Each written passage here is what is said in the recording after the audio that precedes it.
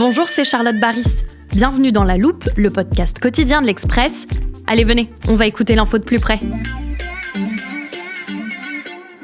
Depuis le 7 octobre 2023 et l'attaque du Hamas sur Israël, les regards sont principalement tournés vers la bande de Gaza.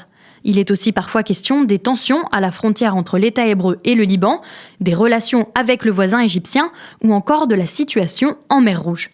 Mais il y a une autre zone de la région où se ressentent également les conséquences de cette guerre. Il y a des sirènes qui retentissent à Jérusalem. Un attentat a frappé Jérusalem-Ouest ce matin, une attaque à l'arme à feu contre un arrêt de bus.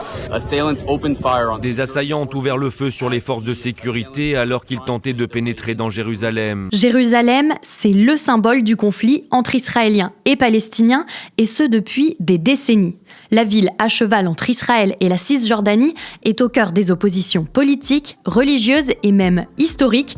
Dans cet épisode de La Loupe, on vous explique pourquoi Jérusalem est l'épicentre de cette guerre et comment la ville pourrait aussi être la clé de la paix.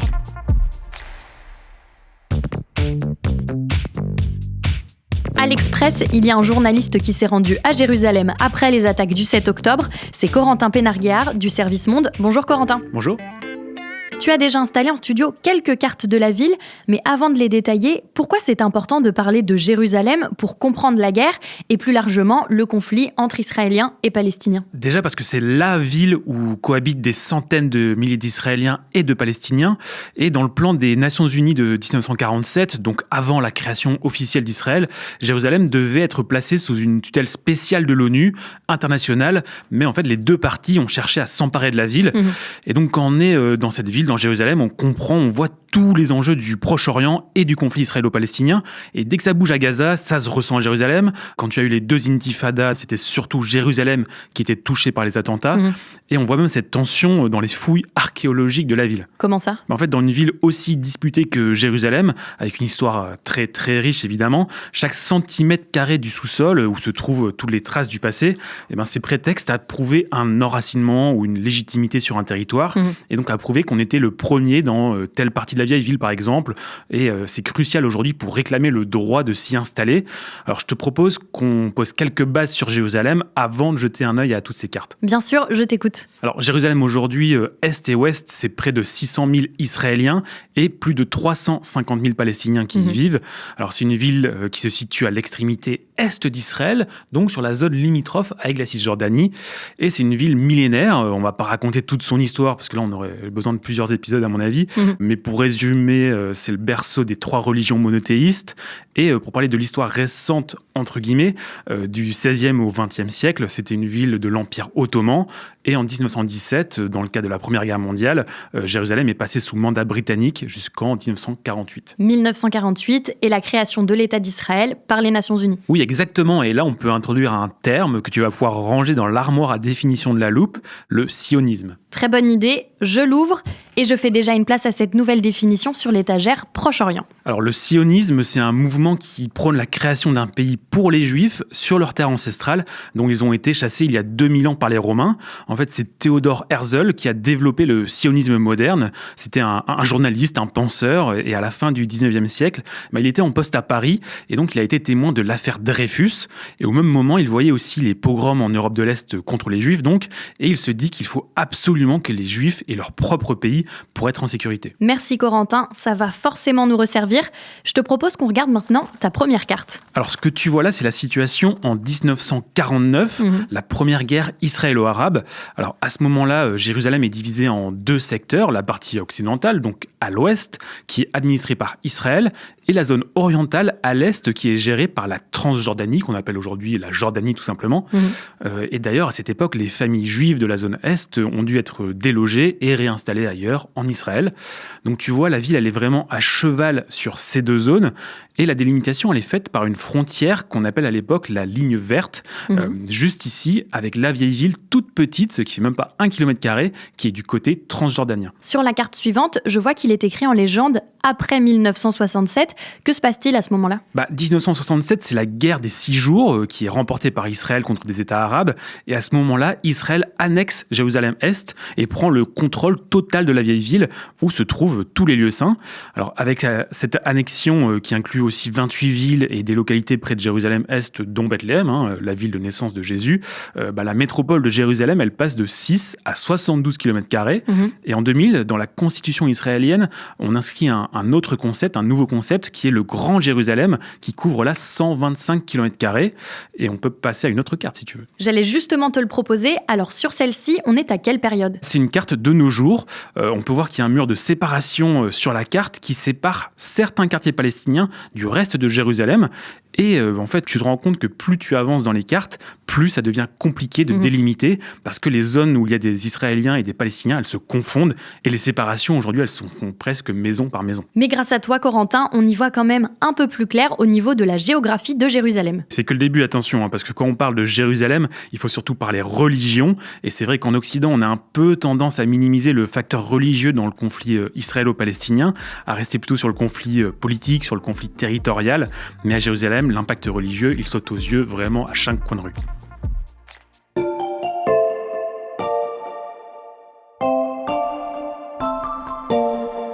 Corentin, tu étais venu dans La Loupe il y a quelques mois pour nous donner une autre définition, celle d'intifada. J'ai l'extrait juste ici, écoute. Alors littéralement, ça signifie soulèvement. Dans le langage courant, c'est un mot qu'on associe tout le temps aux 2 grandes révoltes globales des Palestiniens contre l'occupation israélienne, la première et la deuxième intifada. La deuxième intifada que tu évoques, elle a eu lieu en 2000 et elle est déclenchée par un événement bien particulier. Oui, c'est la visite d'Ariel Sharon, qui à l'époque est le leader de la droite israélienne, sur l'esplanade des mosquées. Alors, l'esplanade des mosquées, elle se situe dans la vieille ville, donc c'est un tout petit espace juste au niveau de la ligne verte dont on a parlé tout à l'heure. Et elle abrite plusieurs bâtiments, dont la mosquée Al-Aqsa et le dôme du rocher. Tu sais, c'est ce grand dôme doré qui est sur toutes les cartes postales de Jérusalem. Et en fait, c'est le 3e lieu saint de l'islam, après la Mecque et Médine en Arabie Saoudite. Donc c'est un lieu extrêmement important pour les musulmans. Et ce qui est très particulier, c'est que cette esplanade des mosquées, elle est administrée par le roi de Jordanie. Mais cette esplanade, Corentin, elle est aussi importante pour les Juifs. Oui, parce que l'esplanade des mosquées, elle est construite sur ce que les Juifs appellent le mont du Temple. Dans la religion juive, c'est là que le roi Salomon aurait bâti le premier temple au Xe siècle avant Jésus-Christ. Puis ce temple a été détruit par les Babyloniens en 500 avant notre ère, puis reconstruit, puis détruit par les Romains il y a 2000 ans. Et depuis quelques années, les Juifs israéliens ont le droit de se rendre sur l'esplanade des mosquées, mais en nombre très limité, à des heures bien précises, et surtout avec l'interdiction formelle de prier. Alors ça symbolise un peu la vieille ville de Jérusalem et ses tensions, parce qu'à quelques mètres, tu trouves des lieux saints musulmans, juifs et aussi chrétiens. Et que peuvent trouver les chrétiens à Jérusalem ? Pour les chrétiens, en fait, c'est à Jérusalem que se sont passés plusieurs événements majeurs de la vie de Jésus, comme le dernier repas par exemple, sa crucifixion et même sa résurrection. Et en fait, les 3 religions monothéistes, elles sont partout dans la vieille ville, parce que tu as aussi le mur des lamentations qui est en contrebas de l'esplanade des mosquées. Tu as l'église du Saint-Sépulcre où aurait reposé le corps de Jésus, un accès aussi vers le tombeau de David, plein de choses de ce style. Et pourquoi la visite d'Ariel Sharon sur ce lieu emblématique va déclencher la deuxième intifada ? Cette visite d'un leader politique israélien dans un contexte où le processus de paix entre Israéliens et Palestiniens était déjà très compliqué, c'est le moins qu'on puisse dire, ça a été pris comme une provocation par les Palestiniens et par la population arabe d'Israël et comme une menace sur l'esplanade des mosquées. Et d'ailleurs, pour les musulmans, cette menace, elle est de plus en plus ressentie parce que ces dernières années, les limites de visite des Juifs sur l'esplanade des mosquées, dont je parlais tout à l'heure, elles sont de moins en moins respectées. En fait, pour te prendre un exemple, le nombre de visiteurs juifs sur le mont du Temple, il est passé de 8 000 en 2012 sur toute l'année à plus de 50 000 en 2022. Et donc, petit à petit, cet afflux de visiteurs juifs, il repousse les limites avec des fidèles qui vont faire des prières improvisées sur l'esplanade des mosquées ou qui vont entonner des chants religieux. Et les musulmans, ils voient là des provocations et ça touche des points très sensibles pour eux, presque intimes, et qui sont exploités par certains. Parce que d'ailleurs, tu te souviens du nom de l'attaque menée par le Hamas le 7 octobre ? Oui, c'était Déluge d'Al-Aqsa. Et donc j'imagine qu'il y a un lien avec l'édifice du même nom sur l'esplanade des mosquées. Oui, en fait, l'opération Déluge d'Al-Aqsa, c'est un nom qui a été utilisé comme une opération de communication aussi, avec l'idée pour le Hamas que Jérusalem serait en péril pour les musulmans, que les Juifs menacent l'esplanade des mosquées et qu'en gros, seul le Hamas pourrait défendre les musulmans. Alors ça ajoute des tensions évidemment parce que aussi depuis 1 an, dans le gouvernement israélien, tu as le suprémaciste Itamar Ben-Gvir qui s'est déjà rendu 3 fois sur l'esplanade des mosquées en 2023. Et ça trouve un écho très particulier chez les Palestiniens, mais aussi chez les musulmans du monde entier. Et cette opération du Hamas, son nom, ça montre bien que Jérusalem reste au centre de tous les intérêts et de toutes les tensions du Moyen-Orient. On le comprend, Corentin, la ville cristallise toutes les tensions religieuses, mais vous allez l'entendre, chers auditeurs, la bataille pour Jérusalem s'étend bien au-delà des lieux saints.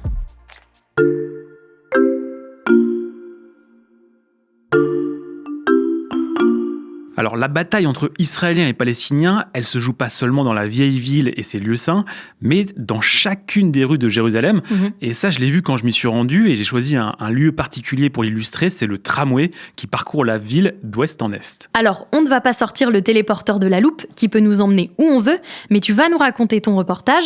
À quoi il ressemble ce tramway, Corentin ? Alors c'est un tramway gris métallisé plutôt banal, comme on en a beaucoup en France, mais à Jérusalem, il a une particularité, c'est qu'il a des vitres pare balles. Alors à l'intérieur, l'ambiance elle est un peu étrange, avec un silence qui est pas vraiment celui du métro parisien, mais plutôt un silence de suspicion, parce qu'en fait le tramway c'est un des rares endroits dans lequel les Palestiniens et les Israéliens cohabitent physiquement, même s'ils interagissent pas forcément, bien sûr, mais ils sont tout près les uns des autres. Et à bord, tu as plein de petits gestes qui traduisent une forme d'anxiété. Par exemple, à chaque arrêt, à chaque montée, tous les passagers vont pivoter leur tête pour regarder qui arrive derrière eux, qui monte. Et c'est un endroit très particulier qui a soulevé des problèmes dès sa construction et même avant. Et pourquoi ? D'abord, d'après le droit humanitaire international, Jérusalem-Est se trouve sous occupation. Or, une puissance occupante ne peut pas implanter des installations définitives sur ce territoire. En droit international, on parle de facts on the ground. C'est pas vraiment traduisible littéralement en français. Et c'est d'ailleurs pour ça que la plupart des pays occidentaux, ils ont leur ambassade à Tel Aviv et non pas à Jérusalem, parce que ça serait reconnaître que l'ensemble de Jérusalem est israélien. Et donc, en fait, quand ce tramway a été construit en 2011, au début, une majorité de Palestiniens a décidé de boycotter le tramway, avant au final de céder et de s'en servir par communauté au fil des années. Et d'ailleurs, on m'a expliqué que pour que les Palestiniens acceptent ce tramway, il a été conçu en accord avec les communautés locales pour atteindre assez facilement les mosquées et les écoles, en fait, pour qu'il soit utile et accepté par les Palestiniens. Alors, malgré tout, ça reste un vrai sujet de tension à Jérusalem. Le tramway, il a été plusieurs fois caillassé, attaqué, brûlé. Il y a eu des attentats à l'intérieur et aux arrêts, parce qu'en fait, il passe dans les quartiers palestiniens et il peut être un peu un symbole de l'occupation israélienne à Jérusalem-Est. Et puis aussi, il y a d'autres symboles dans ce tramway, si tu regardes notamment ce tracé sur ce plan. Alors, sur le plan, je vois que le tramway commence à l'ouest par la station Mont-Herzl. Et oui, comme Théodore Herzl, dont je t'ai parlé tout à l'heure, c'est le fondateur du sionisme moderne au XIXe siècle.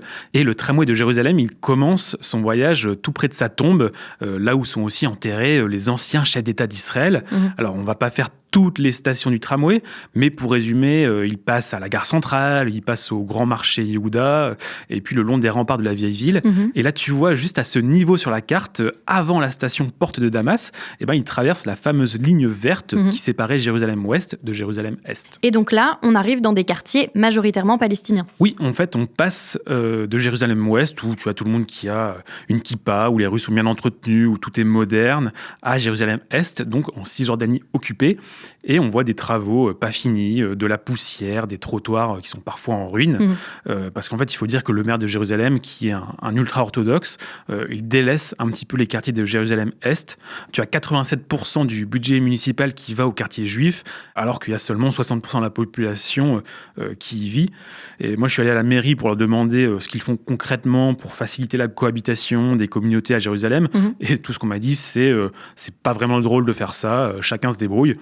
Et en fait, à l'Est, un des seuls indices visibles de la présence israélienne, c'est vraiment le commissariat, avec des dizaines de drapeaux israéliens. Parce qu'en fait, d'ailleurs, pour l'anecdote, les Palestiniens n'ont pas le droit d'afficher leur drapeau à Jérusalem. C'est puni pénalement.